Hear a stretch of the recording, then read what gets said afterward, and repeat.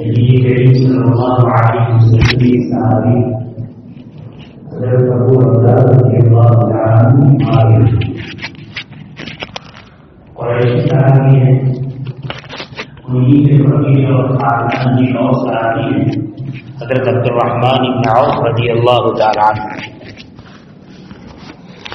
حضرت عبد الرحمن بن عوف رضی اللہ عنہ کو جب پتہ چلا کہ ابو الرداد لیثی بیمار ہیں تو آپ ان کی عیادت کے لیے تشریف لائے، اور حضرت عبد الرحمن بن عوف رضی اللہ تعالیٰ عنہ مالدار صحابی تھے۔ جب عیادت کے لیے تشریف لائے تو ان کا کچھ مالی تعاون کیا۔ اس سے یہ معلوم ہوتا ہے کہ ہمارے رشتہ دار اور متعلقین میں کوئی بیمار ہو جائے اور وہ اتنا مالدار نہ ہو، غریب قسم کا آدمی ہو، اور اللہ نے ہمیں مال و دولت عطا فرمائی ہے، تو جب ہم ان کی عیادت کے لیے جائیں تو ان کا کچھ مالی تعاون بھی کریں۔ زیادہ نہیں کر سکتے تو کم سے کم یہ معلوم کر لے کہ بھئی ان کی بیماری میں کون سا کھانا کون سا پھل زیادہ نفع والا ہے، وہ کھانا اور پھل ہی ان کے پاس لے جائے۔ پہلے زمانے میں یہ بات تھی، لوگ جب بیمار کی عیادت کے لیے آتے تھے تو ان کے لیے کچھ نہ کچھ کھانا وغیرہ لاتے تھے، تو یا تو کھانا وغیرہ لے جائے یا کم سے کم پیسے وغیرہ سے اس کا تعاون کرے۔ تو حضرت عبد الرحمن بن عوف رضی اللہ تعالیٰ عنہ جب ابو رداد لیثی رضی اللہ عنہ کی عیادت کے لیے آئے تو انہوں نے کچھ مالی تعاون پیش کیا۔ حضرت ابو رداد رضی اللہ تعالیٰ عنہ نے حضرت عبد الرحمن بن عوف سے فرمایا، خیرہم اوصلہم ما علمت۔ حضرت عبد الرحمن بن عوف خاندان کے بہت بہترین آدمی ہیں، بہت زیادہ صلہ رحمی کرنے والے ہیں، ما علمت، لیکن یہ جو میں کہہ رہا ہوں میرے علم کے مطابق، میری جانکاری کے مطابق کہہ رہا ہوں۔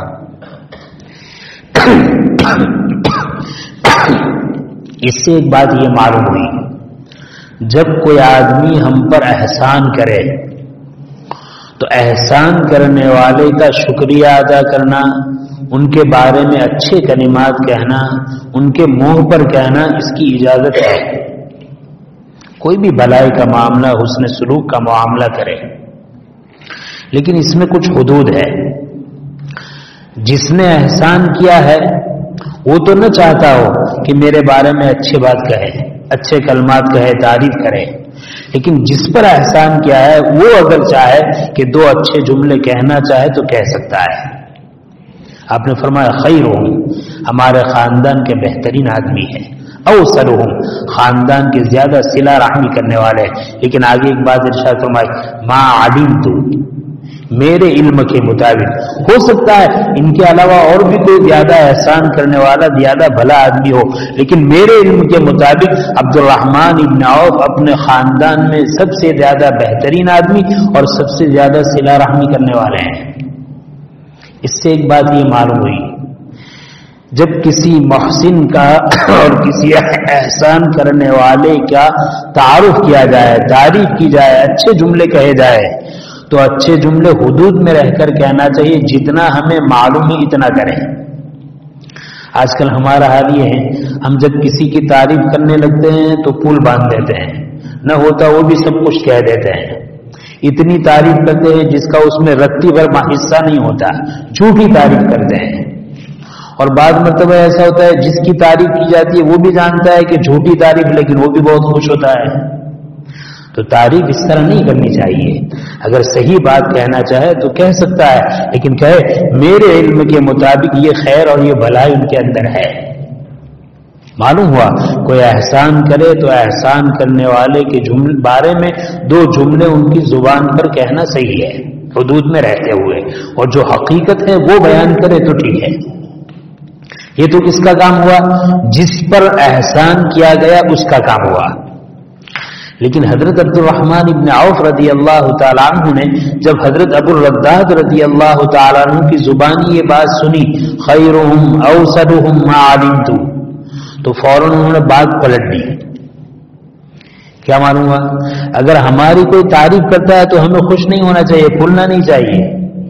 دیکھو درمیان میں ایک بات کہوں، عام طور پر کسی کو بیوقوف بنانا ہو، کسی سے مال لینا ہو، کسی سے پیسے لینا ہو تو اس کی خوب جھوٹی تعریف کرو، وہ سب کچھ لٹا دے گا. اس سے کہ تعریف کا ہر ایک بھوکا ہے، بس میں بڑا بنوں، میری تعریف ہو، میرا نام ہو، یہ مرد ہے. تو اگر کسی سے مال نکالنا ہو، پیسے نکالنا ہو، جھوٹی تعریف کرو. جہاں کہنے والے بھی جانتا ہے میں جھوٹا ہوں اور سننے والا بھی جانتا ہے میں جھوٹا ہوں، لیکن وہ سب کچھ دے دے گا. یہ مرض ہے. تو حضرت عبد الرحمن ابن عوف نے کیا کیا؟ بات کو فوراً پلٹ دیا. معلوم ہوا جس پر احسان کیا گیا ہے وہ تو تعریف کرے، لیکن جس کی تعریف کی جا رہی ہے وہ روک دے، پلٹ دے بات کو. وہ اس کو پسند نہیں کرے کہ میرے سامنے میری تعریف اور میں پسند کروں، نہیں. حضرت عبد الرحمن ابن عوف رضی اللہ تعالیٰ عنہ فوراً بات پلٹ دی. کس طرح پلٹی؟ نبی کریم صلی اللہ علیہ وسلم کا ایک ارشاد بیان فرمایا ہے. نبی کریم صلی اللہ علیہ وسلم فرماتے ہیں، حدیث قدسی ہے، یعنی حق تعالی شان ارشاد فرماتے ہیں، انا اللہ انا الرحمن خلقت الرحم وشققت لها من اسمی فمن وصلها وصلته ومن قطعها بتته او كما قال تبارک و تعالی. جب انہوں نے حضرت عبد الرحمن ابن عوف رضی اللہ عنہ کی تعریف کی تو حضرت عبد الرحمن سنتے نہیں رہے، خوش نہیں ہوتے رہے، فوراً بات کو پلٹ دیا. ہماری کوئی تعریف کرے تو ہمیں ناگواری ہونی چاہیے، ہمیں بات کو پلٹ دینی چاہیے، محبت سے اس کو روک دینا چاہیے. چنانچہ حضرت عبد الرحمن ابن عوف نے کیا فرمایا کہ میں نے نبی کریم صلی اللہ علیہ وسلم کا ارشاد سنا ہے. آپ صلی اللہ علیہ وسلم فرماتے ہیں کہ حق تعالی شانہ نے ارشاد فرمایا. اللہ تعالیٰ کیا فرماتے ہیں؟ انا اللہ، میں اللہ ہوں. انا الرحمن، میں رحمان ہوں. خلقت الرحم، میں نے رحم کو پیدا کیا ہے، شفقت کو، مہربانی کو، رحمت کو، رحم کو میں نے پیدا کیا ہے. وشققت لها من اسمی، اور میں نے اس کو اپنے نام سے نکالا ہے. رحیم رحمان سے نکلا ہے، رحمان رحیم اسی سے ہے رحم. پھر آگے فرماتے ہیں جو صلہ رحمی کرے گا میں اس کو جوڑوں گا، جو قطع رحمی کرے گا میں اس کو کاٹ دوں گا. یہ فرمایا کہ میں نے کوئی بڑی بات نہیں، میں نے کوئی کمال نہیں کیا ہے، یہ تو حق تعالی شانہ کا ارشاد ہے. اللہ تعالیٰ فرماتے ہیں کہ اگر میں لوگوں کے ساتھ صلہ رحمی کروں گا اللہ مجھے اپنی رحمت سے جوڑ دیں گے، اور اگر میں قطع رحمی کروں گا اللہ تعالیٰ مجھے اپنی رحمت سے کاٹ دیں گے. تو میں تو اللہ کی رحمت سے جڑنے کے لیے کوئی کام کر رہا ہوں، میں نے کوئی کمال نہیں کیا ہے. دیکھو احسان کیا، اس کے بعد بھی نفی کی. ہمارا کام کیا ہے؟ اگر کہیں اللہ کے راستے میں 10 روپے دیے ہو تو بے چین ہوتا ہے، کب ہمارا نام ہو، کب ہمارا لسٹ میں نام ہو، کب ہمارا نام چھپے، کب ہمارا شکریہ ادا کیا جائے. چاہے 10 دیے ہو چاہے 10 لاکھ دیے ہو، ہمارا ہی مزاج ہے. وہاں کیا مزاج تھا؟ نہیں، میں نے کوئی کمال نہیں کیا. اگر میں نے تمہارے ساتھ صلہ رحمی کی ہے تو تم میرے رشتہ دار ہے، اور اللہ کا حکم ہے کہ جو صلہ رحمی کرے گا اللہ اس کو اپنی رحمت سے جوڑ دے گا. میں نے تو اپنے فائدے کے لیے صلہ رحمی کی ہے، اس میں نے کمال کیا گیا. یہ بات اسی لیے حدیث میں اللہ تعالیٰ نے صلہ رحمی کو پیدا کیا تو صلہ رحمی نے حق تعالی شان. حدیث میں اللہ تعالیٰ کے حق رحمان کو پکڑا. اللہ کے رسول حدیث کو سمجھانے کے لیے عام لوگوں میں جو بات چیت ہو اس کو پیش کرتے تھے تاکہ بات جلدی سمجھ میں آ جائے. عرب میں یہ ماحول تھا، جب کسی آدمی کو کسی سے مدد کی ضرورت پڑتی ہے تو اس کے اس حصے کو پکڑتا اور کہا بھائی آپ میری مدد کرو. اس زمانے کا رواج تھا. جب اس کو پکڑا اور کہا میری مدد کرو تو وہ ضرور اس کی مدد کرتا تھا. تو اللہ تعالیٰ نے صلہ رحمی کو پیدا کیا تو صلہ رحمی نے حق و رحمان اللہ تعالیٰ کے اس حصے کو پکڑا. اللہ تعالیٰ کیسے ہیں ان کی وہ سب ہو جانے ہمیں نہیں معلوم. یہ سمجھانے کے لیے کہ جس طرح مدد چاہنے والا سامنے والے کے حق کو پکڑتا ہے، یعنی پاجامہ باندھنے کی رسی کو پکڑتا ہے سمجھانے کے لیے، اسی طرح صلہ رحمی نے اللہ تعالیٰ سے عرض کیا، اے اللہ آپ نے مجھے پیدا تو کیا ہے، لیکن میں آپ سے پناہ مانگتا ہوں اس سے کہ لوگ مجھ پر چھری چلائیں گے، یعنی صلہ رحمی کا لحاظ نہیں رکھیں گے، آپس میں دشمنی اور عداوتیں رکھیں گے۔ آپ نے مجھے پیدا کیا صلہ رحمی کرنا، اس نے سلوک کرنا، بھائی چارگی کرنا، ہمدردی کرنا، لیکن لوگ اس پر چھری چلائیں گے، ایسا نہیں کریں گے۔ تو اللہ تعالیٰ نے صلہ رحمی سے فرمایا کہ دیکھ، جو تجھ سے جڑے گا، جو تجھے اختیار کرے گا، میں اسے اپنا بنا لوں گا، اس سے اپنی رحمت کے ساتھ ملا دوں گا، اور جو تجھے کاٹے گا میں اس کو اپنی رحمت سے کاٹ دوں گا۔ تو صلہ رحمی خوش ہو گئی، کہا کہ یہ میرا وعدہ ہے، جو بھی آپس میں صلہ رحمی کرے گا اللہ تعالیٰ اس کو اپنی رحمت سے ملا دیں گے، اور جو قطع رحمی کرے گا اللہ تعالیٰ اس کی اپنی رحمت سے کاٹ دیں گے، اور اللہ جس کو اپنی رحمت سے کاٹے جہنم کے علاوہ اس کے لیے کوئی ٹھکانہ نہیں۔ اسی لیے حدیث میں ہے الرحیم شحنۃ الرحمن، اللہ تعالیٰ کی نسبتوں میں سے اور اللہ کے تعلقات میں سے اور اللہ کی ہمدردیوں میں سے ایک چیز ہے، شاخ، درخت کی شاخیں ہوتی ہیں، ٹہنیاں ہوتی ہیں، اللہ تعالیٰ کی شاخوں میں سے ایک شاخ ہے صلہ رحمی۔ جو اس کو جوڑے گا اللہ تعالیٰ اس کو جوڑیں گے، جو اس کو کاٹے گا اللہ تعالیٰ اس کو کاٹیں گے۔ معلوم کیا ہوا؟ آدمی کو آپس میں صلہ رحمی کرنی چاہیے، خیر خواہی کرنی چاہیے، ہمدردی کرنی چاہیے، تعلقات کو توڑنا، قطع کرنا، دشمنی عداوتیں رکھنا اچھی چیز نہیں ہے۔ اسی لیے روایت میں آتا ہے، ہم لوگ صلہ رحمی کس کو سمجھتے ہیں، خیر خواہی کس کو سمجھتے ہیں؟ کسی آدمی نے ہمارے ساتھ اچھا معاملہ کیا، بھلائی کا معاملہ کیا، سلام کیا، ادب سے نام لیا، بھی بلایا، کھلایا، پلایا، اکرام کیا، رکھا، تو ہم بھی اس کے ساتھ ایسا معاملہ کرتے ہیں، اور اس کو ہم چاہے کہتے ہیں صلہ رحمی بھلائی۔ بھلائی اس کا نام نہیں ہے۔ لیس الواصل بالمکافی، حدیث میں ہے، نبی کریم صلی اللہ علیہ وسلم نے فرمایا لیس الواصل بالمکافی انما الواصل الذي اذا قطعت رحمه وصلها، او كما قال علیہ الصلوۃ والسلام۔ صلہ رحمی اور ہمدردی اور بھلائی اس کا نام نہیں ہے کہ کوئی تمہارے ساتھ محبت کرے تم اس کے ساتھ محبت کرو، کوئی تمہیں کھانا کھلاوے تم اس کو کھانا کھلاؤ، کوئی تمہارے ساتھ ہمدردی کرے تم ان کے ساتھ ہمدردی کرو، کوئی تمہارے ساتھ غم خواری کرے تم اس کے ساتھ غم خواری کرو، یہ تو برابری ہے، صلہ رحمی نہیں ہے۔ صلہ رحمی کیا ہے؟ صلہ رحمی تو یہ ہے کوئی ہمارے ساتھ رشتہ توڑے ہم اس کو جوڑے، کوئی ہمیں نہ کھانا کھلائے ہم اسے کھلائے، کوئی ہمیں گالی دے ہم اس کو دعا دے، کوئی ہمیں پتھر برسائے ہم اس پر پھول برسائے، صلہ رحمی اس کا نام ہے۔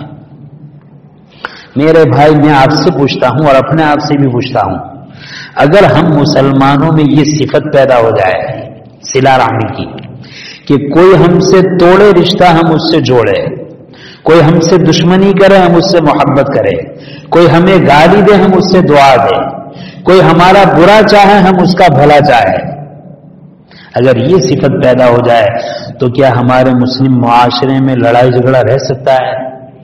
نا اتفاقی رہ سکتی ہے؟ دشمنی اور عداوتیں رہ سکتی ہیں؟ نبی کریم صلی اللہ علیہ وسلم نے تاکید فرمائی صلہ رحمی کی کہ جو صلہ رحمی اختیار کرے گا اللہ کی رحمت سے وہ جڑے گا، اور جو صلہ رحمی کو ختم کرے گا اللہ اس کو رحمت سے کاٹ دیں گے، یہاں تک کہ اس کا ٹھکانہ جہنم کے علاوہ کوئی نہیں ہوگا۔ یہ ہے صلہ رحمی کہ ہمارے ساتھ کوئی بھلائی کا معاملہ کرے ہم اس کے ساتھ بھلائی کا معاملہ کرے، کوئی ہمارے ساتھ برا معاملہ کرے ہم اس کے ساتھ برا معاملہ کرے، یہ صلہ رحمی نہیں ہے۔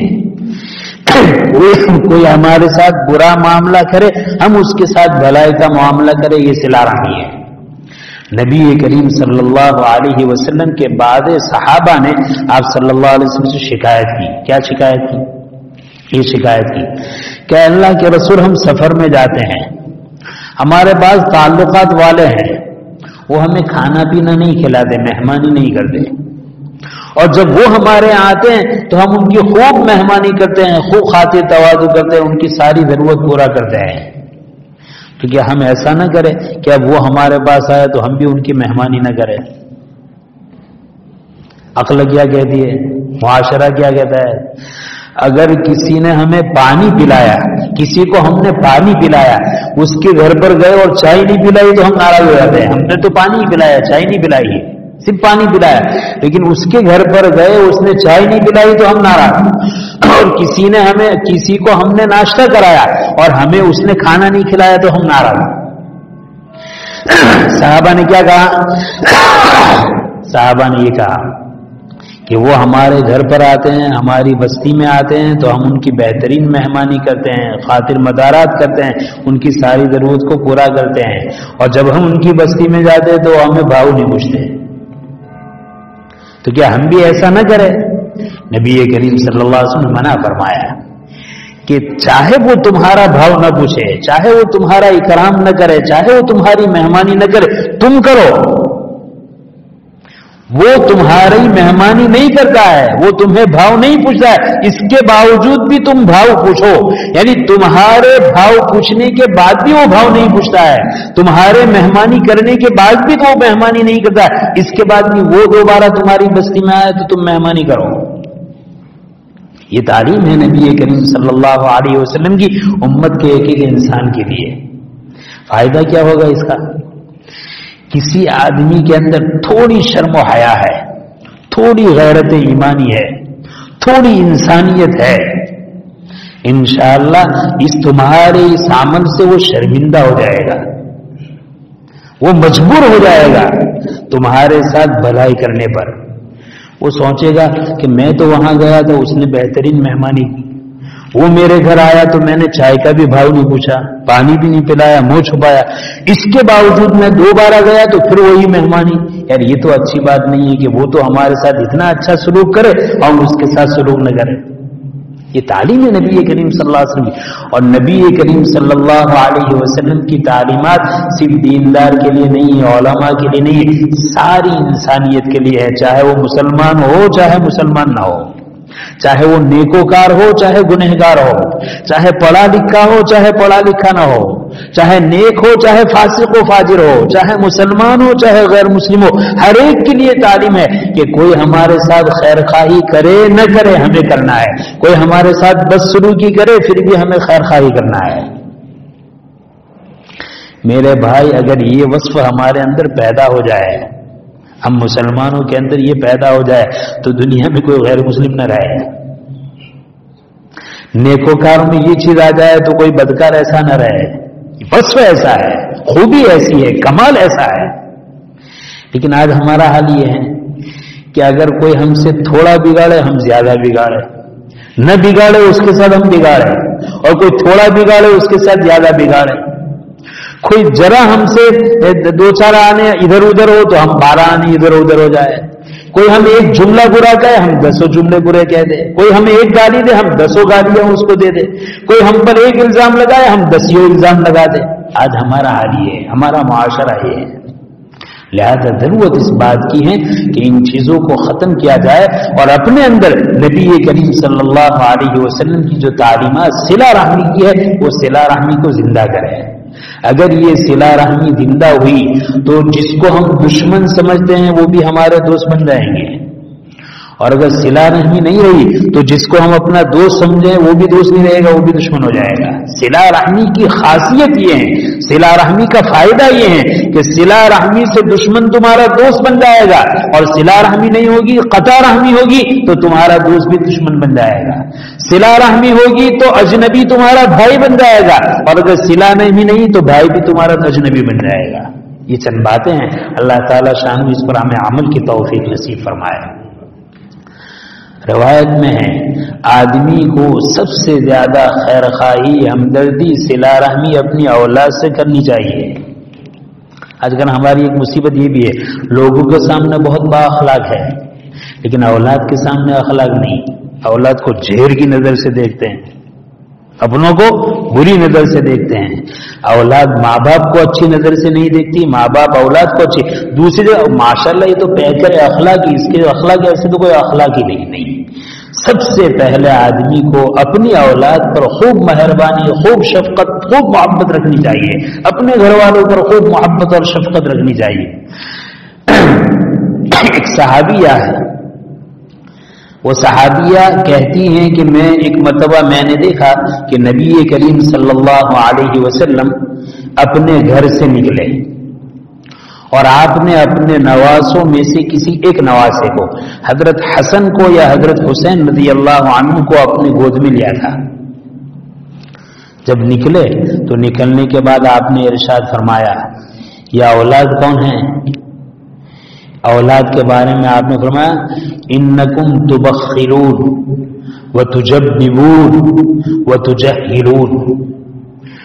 آدمی کے دلوں میں اولاد کی محبت اتنی ہوتی ہے کہ اس کی محبت کی وجہ سے وہ آدمی کو بخیل بنا دیتا ہے. آدمی مال کماتا ہے، خرچ کرنے کا وقت آتا ہے دین کے راستے، ہمارا پوئرا ہو جائے کام آوے. کسی نے پوچھ دیا خود نہیں کھائے گا، میرے اولاد ہے وہ کھائے گی. کسی نے کوئی اچھا کپڑا دیا، اچھی چپل دی، اچھی گھڑی دی، اچھا فون دیا، اچھا قلم دیا، میرے بیٹے کو کام آئے گا. سب وہ اولاد کی محبت آدمی کو بخیل بناتی ہے.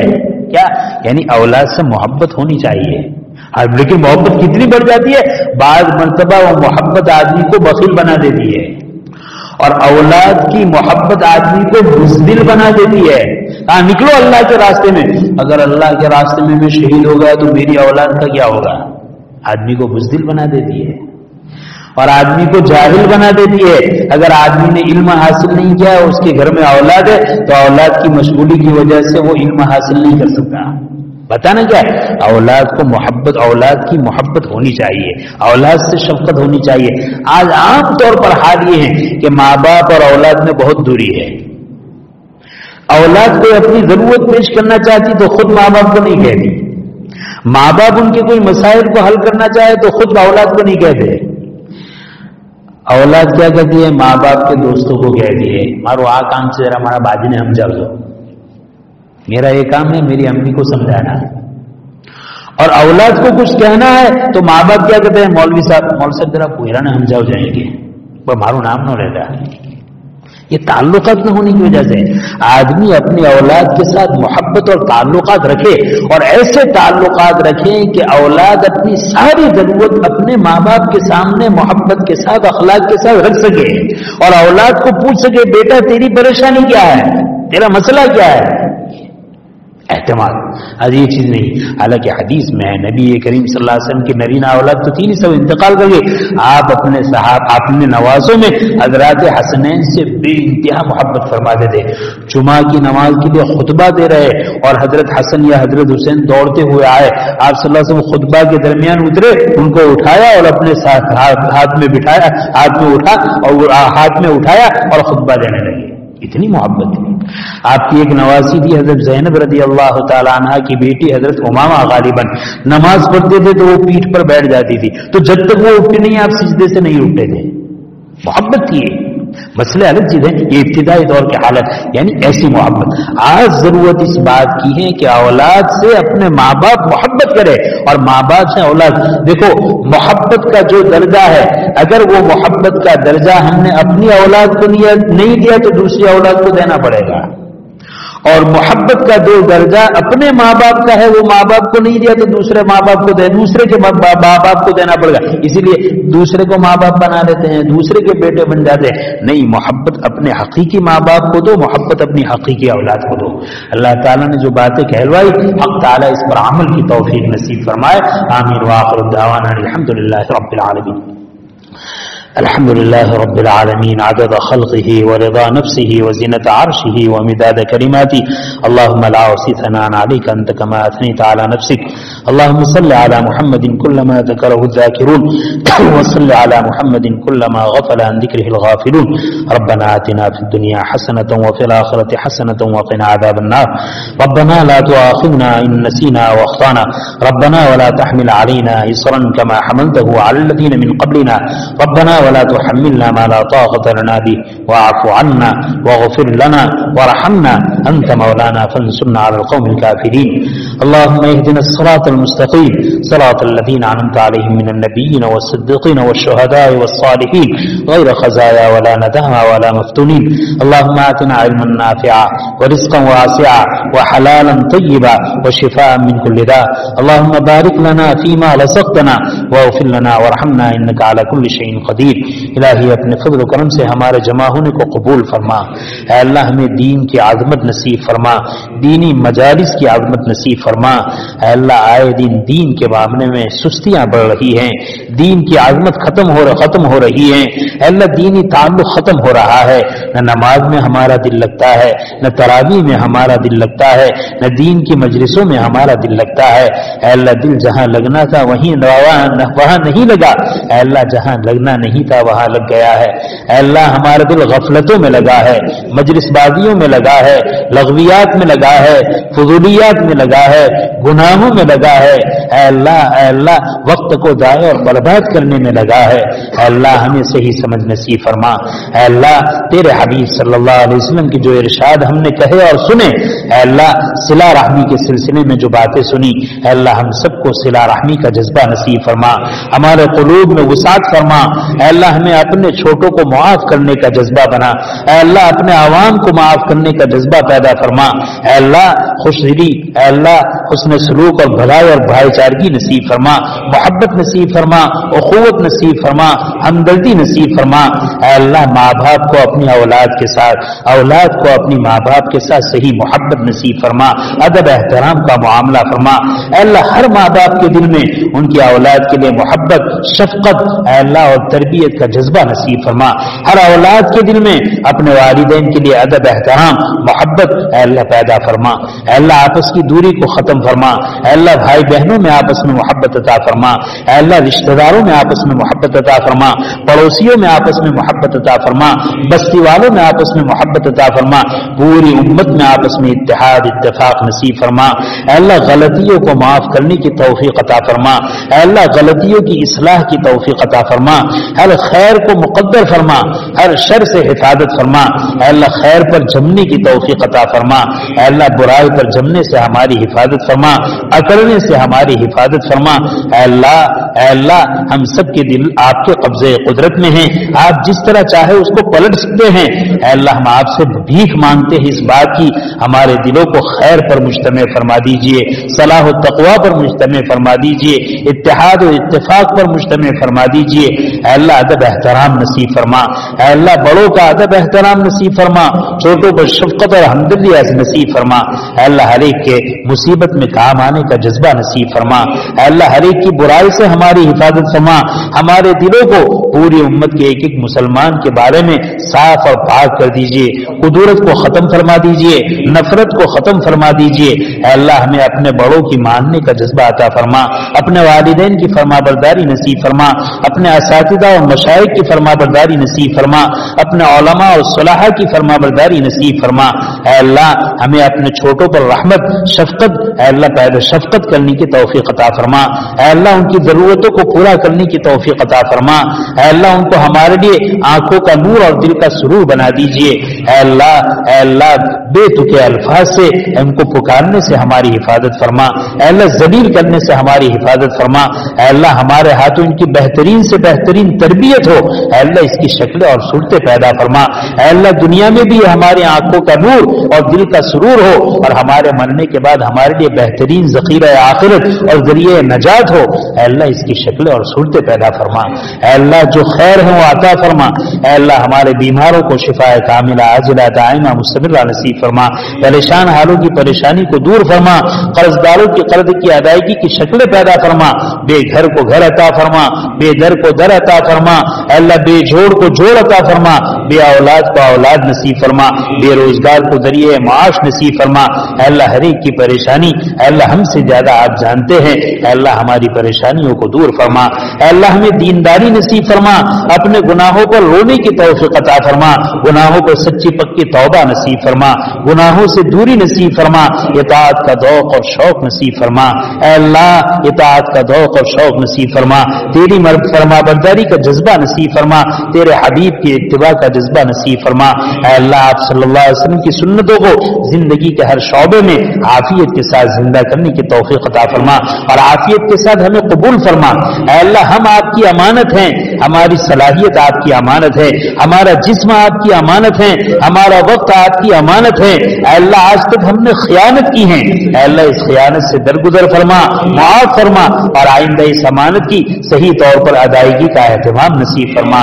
الہ العالمین ہماری دعا کو اپنے فضل و کرم سے اور اپنے اسماء حسنہ کی برکت سے اور حضرات انبیاء و رسل علیہم الصلاۃ والسلام کے صدقہ توفیق قبول فرما. ربنا تقبل منا انك انت السميع العليم وتب علينا انك انت التواب الرحيم. وصلى الله تعالى على خير خلقه سيدنا ومولانا محمد وآله وصحبه اجمعين. آمين برحمتك يا ارحم الراحمين.